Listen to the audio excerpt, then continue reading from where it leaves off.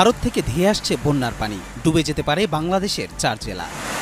আগামী 24 ঘন্টার মধ্যে ময়মনসিংহ বিভাগের শেরপুর ও নেত্রকোনা জেলা এবং সিলেট বিভাগের সুনামগঞ্জ ও সিলেট জেলায় বন্যার শঙ্কা রয়েছে। ভারতের মেঘালয় ও আসামে টানা ভারী বর্ষণের পানি উজান থেকে নেমে আসছে।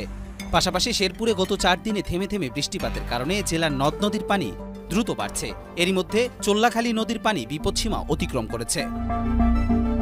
20 মে বেসরকারি আবহাওয়া বিষয়ক ওয়েবসাইট আবহাওয়া.com-এর প্রধান আবহাওয়াবিদ মুস্তফা কামাল পলাশ এ তথ্য নিশ্চিত করেছেন।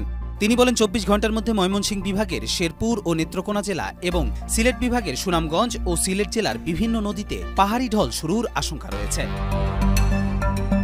তিনি আরও বলেন, মঙ্গলবার থেকে বুধবার দুপুর 12টার মধ্যে রংপুর, ময়মনসিংহ ও সিলেট বিভাগের জেলাগুলোর ওপর দিয়ে একনাগাড়ে মাঝারি থেকে ভারী মানের বৃষ্টিপাত অতিক্রমের প্রবল আশঙ্কা রয়েছে।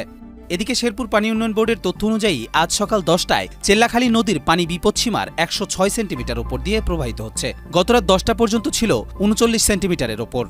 ওয়ালটন টেলিভিশন মাত্র 25,490 টাকায় পাচ্ছেন গুগল টিভি।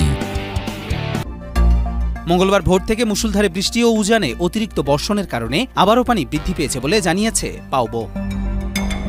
কবির চৌধুরী, জয়, মাই টিভি।